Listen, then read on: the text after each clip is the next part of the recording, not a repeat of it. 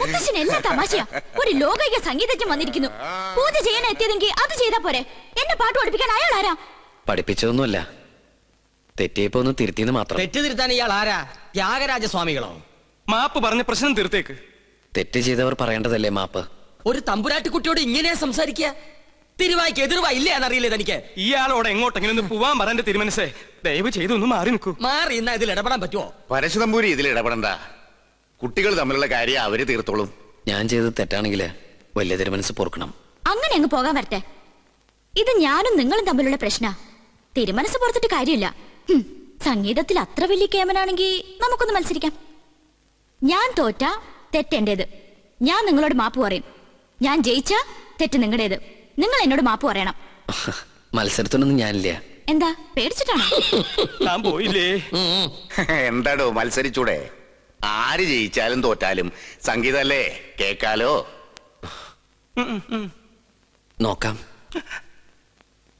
എങ്കിലും ഒരുക്കങ്ങളായിക്കോട്ടെ.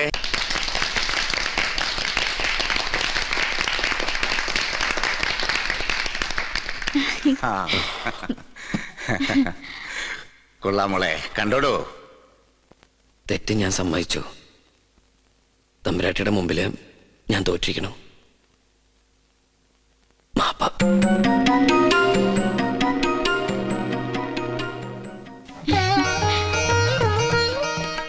എന്റെ മോക്ക് മുത്തച്ഛന്റെ സമ്മാനം.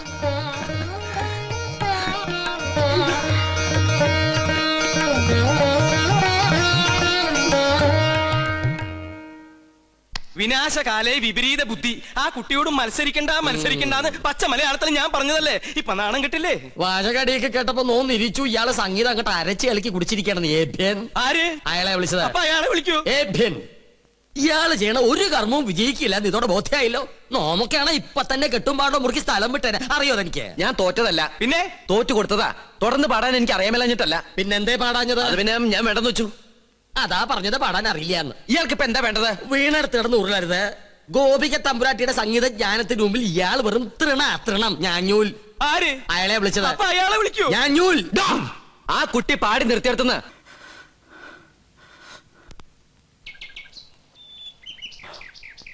ഉണ്ണികൃഷ്ണ, ഞാൻ എന്താണോ ഇപ്പൊ കേട്ടത്? ക്ഷമിക്കണം, ഞാൻ അറിയാതെ. അറിയാതെയോ? അസലായിരിക്കണോ തന്റെ പാട്ട്? ഇത്രയൊക്കെ കയ്യിലുണ്ടായിട്ടും എന്തേ നേരത്തെ പാടിയില്ല? അത് പിന്നെ പറയടോ. ആ കുട്ടി തോറ്റാല് ഈ കൊട്ടാരം തോറ്റ പോലെയല്ലേ? ഗോപികയുടെ സന്തോഷമല്ലേ എല്ലാവർക്കും വേണ്ടത്? ആ കുട്ടിക്ക് നന്മയുണ്ടാവാനല്ലേ ഈ പൂജയും യാഗമൊക്കെ ചെയ്യാൻ എന്നെ കൊണ്ടുവന്ന്. ഞാനായിട്ട് ആ കുട്ടിയെ വിഷമിപ്പിക്കാൻ പാടില്ല. വലിയവനാടോ താൻ, ഈശ്വരാനുഗ്രഹമുള്ളവൻ. നന്നായി വരട്ടെ. അഹങ്കാരം കാണിച്ചതിന് ശബയ്ക്കൊന്നും ഭയം ഉണ്ടായിരുന്നു. എനിക്ക് സന്തോഷായി മുത്തശ്ശ. താൻ എന്താ വിളിച്ചേ? മുത്തശ്ശാന്നോ? മുത്തച്ഛൻ അത്ര. മുത്തച്ഛൻ ആരുടെ മുത്തച്ഛൻ? തമ്പുരാന്റെ കോപം അറിയോ തനിക്ക്? നാവടക്കുക. അടക്കി. അറിയാതെയാണെങ്കിലും ആദ്യമായിട്ട് എന്നെ നാവെടുത്ത് വിളിച്ചത് മുത്തശ്ശാന്നല്ലേ? ഇനി അങ്ങനെ തന്നെ വിളിച്ചാ മതി. ഞാൻ കണ്ടിട്ടില്ലെങ്കിലും തന്റെ പ്രായമുള്ള ഒരു കൊച്ചുമോൻ എനിക്കുണ്ട്. പേര് പോലും അറിയില്ല, ആരോടും ചോദിച്ചിട്ടുമില്ല. ഞാൻ പറഞ്ഞിട്ടില്ലേ കൊട്ടാരത്തിൽ നിന്ന് ഇറങ്ങിപ്പോയ ഒരു മകളെ കുറിച്ച്? അവളുടെ മകൻ. അവരെയൊക്കെ കാണണമെന്ന് തോന്നിയിട്ടില്ലേ മുത്തശ്ശന്? മോഹം ഇല്ലാണ്ടിരിക്കുവോ? ഒരു വശത്ത് സ്നേഹം തോന്നുമ്പോ മറുഭാഗം ചിന്തിക്കും. മനസാക്ഷിയില്ലാതെ വരുത്തി വെച്ച അപമാനം അന്നേരം എല്ലാം മറക്കും. ജാതിയുടെ മതിൽക്കെട്ടുകൾ പൊളിഞ്ഞു വീണ കാലം വരും. അന്നൊന്നിക്കും എല്ലാരും. പക്ഷെ അന്ന് ജീവിച്ചിരിക്കുവോ?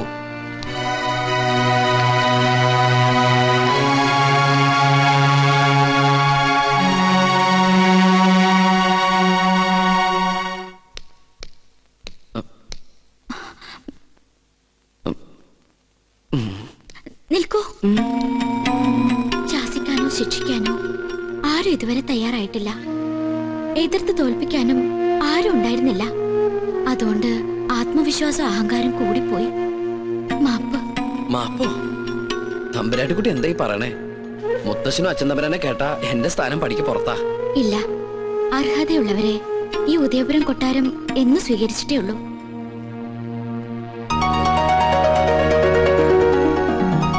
എന്റെ വിജയത്തിന് മുത്തശ്ശൻ എനിക്ക് തന്ന സമ്മാനം. ഇതിനുള്ള അവകാശം അങ്ങേക്ക് തന്നെയാ. ഇത് വാങ്ങണം. അയ്യോ, ഞാൻ വാങ്ങൊന്നുമില്ല. എന്തോ ചെറിയ തമാശ അടിച്ച് ഒപ്പിച്ചതിന് ഇത്രയും വലിയ സമ്മാനോ? സമ്മാനായിട്ട് വേണ്ടെങ്കിൽ എന്റെ ദക്ഷിണയായിട്ട് കരുതണം.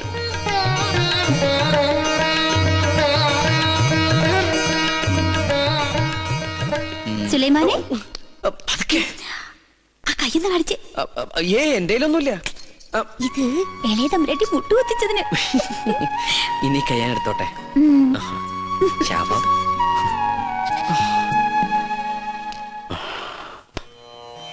41 നാളത്തെ വ്രതാനുഷ്ഠാനങ്ങൾ. പ്രഭാതത്തിൽ ദിനവും ഗണപതി ഹോമം, ഭഗവതി സേവ. അതിനുശേഷം ദേവീദേവന്മാർ യാഗത്തിന് ഇഷ്ടഭാവത്തിൽ വരുന്നുവെന്ന് പ്രശ്നവശാൽ കണ്ടാൽ യാഗം തുടങ്ങാം. മനസ്സിലാവുണ്ടോ ഉണ്ണികൃഷ്ണൻ നമ്പൂരിക്ക്?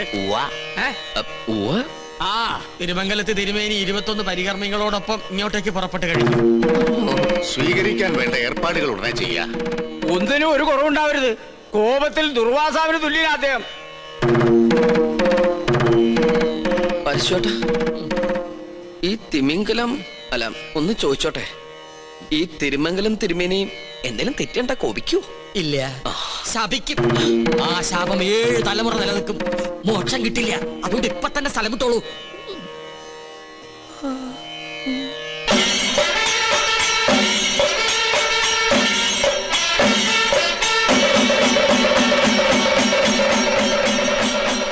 യാഗഫലം വേണ്ടത് ഈ കുട്ടിക്കാണല്ലേ? അതെ.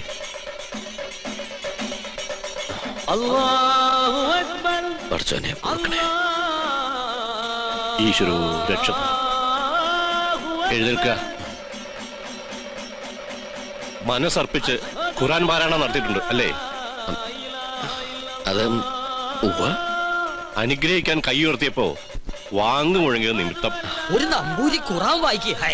മറ്റു മതങ്ങളെ അനുകരിക്കാതിരുന്നാ മതി. പഠന വിഷയമാക്കുന്നത് തെറ്റില്ല. ജ്ഞാനം കൂടും. എന്താ പേര്? ഉണ്ണികൃഷ്ണൻ നമ്പൂതിരി. കേട്ടിരിക്കണു? ആണോ? ഇത്ര ചെറുപ്പത്തിലെ പുണ്യകർമ്മത്തിന് ഗുരുസ്ഥാനിയാകാൻ ഭാഗ്യം കിട്ടിയവൻ. കൊള്ളാം. നിന്നെ എനിക്ക് ബോധ്യായി. എവിടെയാ യാഗസ്ഥലം?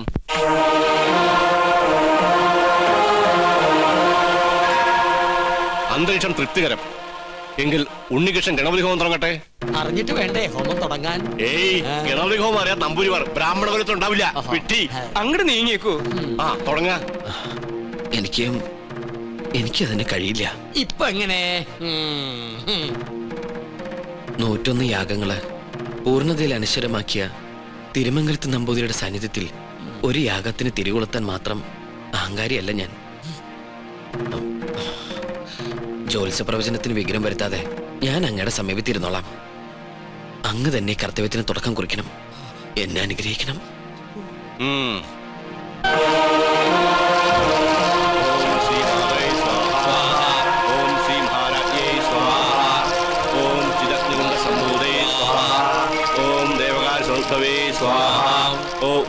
സഹസ്രാവേ സ്വാഹ. ഓം ജിതകൃതംബൂദേ സ്വാഹ. മന്ത്രം ചൊല്ലിയത് പെഴു വെച്ചിരിക്കണു. അങ്ങോട്ട് മാറി നിൽക്കുക. അദ്ദേഹം പറഞ്ഞത് കേട്ടില്ലേ? എണീറ്റ് പോവാ. ഹൈ, അശ്രീകരെ ഇറങ്ങി പോവാ. യാഗത്തിന് ശേഷം കുടുംബത്തിൽ സകല ഐശ്വര്യങ്ങളും ഉണ്ടാകുമെന്നതിനാൽ ക്ഷുദ്രശക്തികൾ അതിനെ തടസ്സപ്പെടുത്താൻ ശ്രമിക്കും.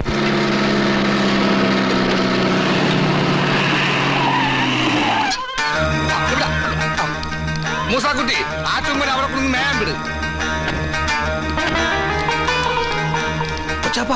അത് നോക്ക്. ഇതെന്താ തീയും പോയും കാണുന്നുണ്ടല്ലോ? വീടിന്റെ മുമ്പിലാണ് അടുക്കള. ചിലപ്പോ ഞമ്മള് വരുന്ന അറിഞ്ഞിട്ട് ബിരിയാണി വെക്കായിരിക്കും. എന്നിട്ട് ബിരിയാണി ചെമ്പ് കാണില്ലല്ല. നെയ്യുടെ മണമുണ്ട്. ഓം ശ്രീ മാതൈ സ്വാഹ. ഓം ശ്രീ മഹാരാജ്ഞേ കോഴി ആടൊക്കെ ഉണ്ട്. സംഭൂതേ സ്വാഹ. അങ്ങോട്ട് ചെല്ലാൻ. ഓം ദേവകാര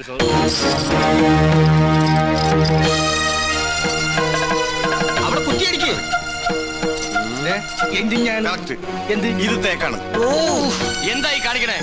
മാറിക്ക്. അന്യജാതിക്കാരി കൊട്ടാരം കാലുകുത്താൻ പാടില്ല. ഇവിടെ ഒരു പുണ്യകർമ്മം നടന്നുകൊണ്ടിരിക്കുക. കോടതി വിധി പ്രകാരം ഞങ്ങളുടെ മാളത്താത്ത കിട്ടിയ സ്ഥലത്ത് കാലുകുത്താൻ ആരുടെ സമ്മതം ആവശ്യമില്ല. അളന്ന് തിരിക്കാനായിട്ടാണ് ഞങ്ങൾ വന്നത്. അളന്ന് മുറിക്കലും കുടിയേറലും ഒക്കെ യാഗം കഴിഞ്ഞിട്ട് മതി, അല്ലാതെ സമ്മതിക്കില്ല. കോടതി ഉത്തരവാണ്. വെറുതെ തടസ്സം നിന്ന് അകത്ത് പോകണ്ട. ഈ അളക്കടാ ഇവരെ പിടിച്ച് പുറത്താക്കടാ. വേണ്ട ശ്രീകണ്ഠ, അവര് വിധി നടപ്പാക്കിക്കോട്ടെ. വരിക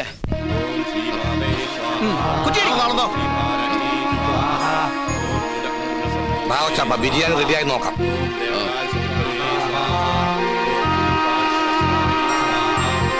ഒന്ന് യൂറിൻ പാസ് ചെയ്തിട്ട് വരാം.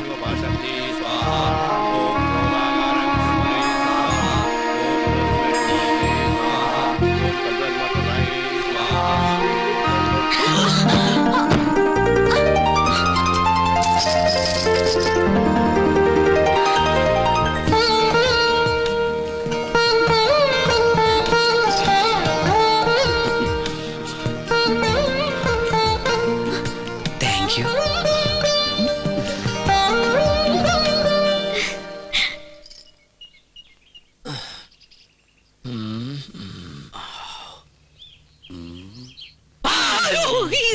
താനെന്തിനാ ഇവിടെ ഒന്ന് ഇങ്ങനെ പതുങ്ങിക്കണേ? ഒന്നുമില്ല. ആ കാക്കാമാരെ കണ്ടപ്പോ താനെന്തിനാ ഓടിയത്? ഓട് ഞാനോ? നോൻ കണ്ടു താനൊന്ന് ഞെട്ടിയതും പെട്ടതും മുങ്ങിയതും. എന്നാ ഞാൻ എല്ലാം തുറന്നു പറയാം. പറയ്. പക്ഷെ ആരോടും പറയരുത്. ആരോടും പറയില്ല. പരിശോട്ട് വാക്കുതാ. കാണിച്ചിരട തെണ്ടി. പറയ്. ഞാൻ സംഗീത കോളേജിൽ പഠിച്ചോണ്ടിരുന്ന കാലത്ത് ഫീസ് കൊടുക്കാൻ കാശില്ലാതെ വന്നു. എന്റെ ഗതികേട് കുറച്ച് പൈസ മുസ്ലിങ്ങളുടെ കയ്യിൽ നിന്ന് ഞാൻ പലിശക്കെടുത്തു. അതും 21%. Flat rate. പരീക്ഷ പാസ്സായി. പക്ഷെ പണം തിരിച്ചു കൊടുക്കാൻ എനിക്ക് കഴിഞ്ഞില്ല. ഇപ്പൊ അവരെന്നെ നേരി കണ്ട കൊന്നുകളയും. അങ്ങനെയാണോ? ഇത് നോം ഇപ്പൊ തന്നെ അവരോട് പറഞ്ഞ് നിന്നെ ശരിയാക്കി തരാടാ തെണ്ടി. പേടിക്കണ്ട, നോമുണ്ട് കൂടെ. എനിക്ക് തൃപ്തിയായി. കരയാണ്ടിരിക്കുക.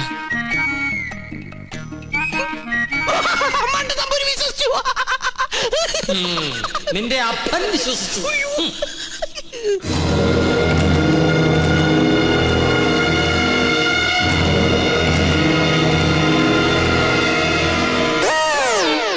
സ്വാമി, ആ പരച്ച നമ്പൂരി എവിടെയുണ്ട്? അവിടെ എവിടെയെങ്കിലും കാണും. നീ എങ്ങനെ ഇവിടെ വന്നു? മതിലിയാടി. അല്ല, തഞ്ചാവൂര് പാടാൻ പോയാ നീ എങ്ങനെ ഇവിടെ വന്ന്? നിന്നെ കാണാണ്ട് ഞാൻ എവിടേക്ക് അലഞ്ഞെന്നറിയോ? നിന്റെ കൊച്ചാപ്പന്മാര് നിന്നെ അന്വേഷിച്ച് കിടപ്പുണ്ടെന്ന് കേട്ട്. അയ്യോ, കൊള്ളാം, നല്ല വേഷം. നിന്റെ അമ്മ വീട്ടുകാർ നിന്നെ അംഗീകരിച്ചോ? അംഗീകരിച്ചു. ഉണ്ണികൃഷ്ണൻ നമ്പൂതിരിയായിട്ട്. ഒരബദ്ധത്തിൽ വന്ന് പെട്ടതെവിടെ, അതും പൂജാരിയായിട്ട്. പക്ഷെ ഇപ്പൊ തോന്നുന്നു പൂജ കഴിഞ്ഞാൽ ഇവിടുന്ന് തിരിച്ചു പോണ്ടാന്ന്.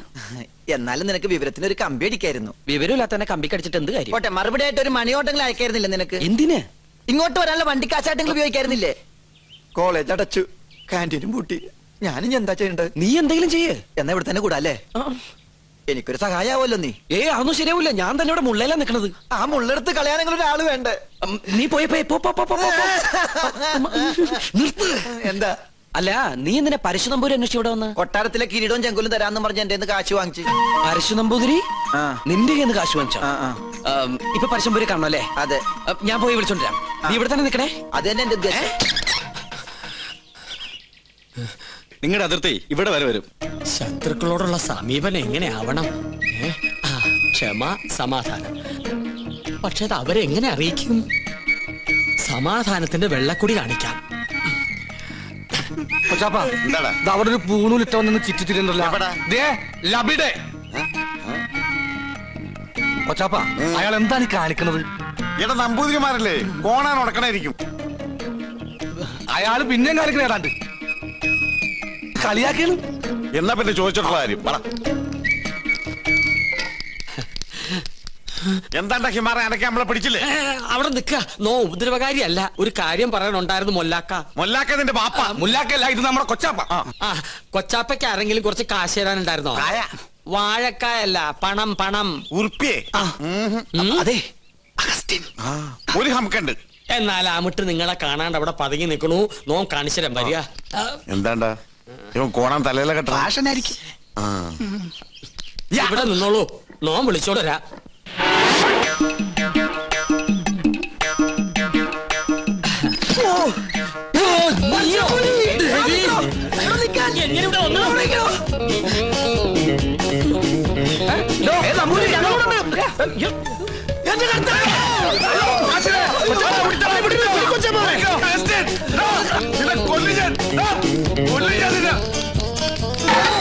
ഒടുക്കത്തെ വാതിൽ അകത്തേക്ക് കയറാനും പറ്റില്ല.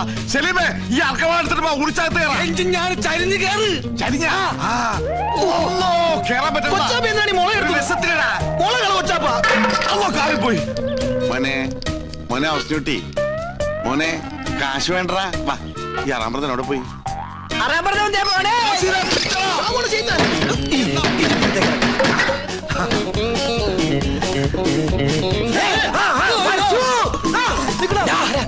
എവിടെ പോവാ? പിന്നെ നിൽക്കണ റാമ്പറ നമ്മളെ വട്ടം. ഇനിയിപ്പോ എങ്ങനെ പുറത്തേക്ക് ഇറങ്ങാം? ഒരു മിനിറ്റ്, ഞാനൊരു ബുദ്ധി കാണിച്ചത്. ഞാന് അയ്യോ കൊച്ചപ്പ,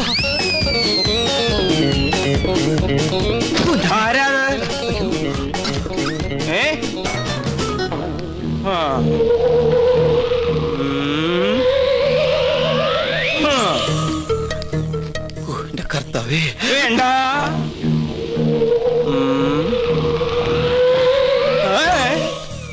തോന്നിയതാവും.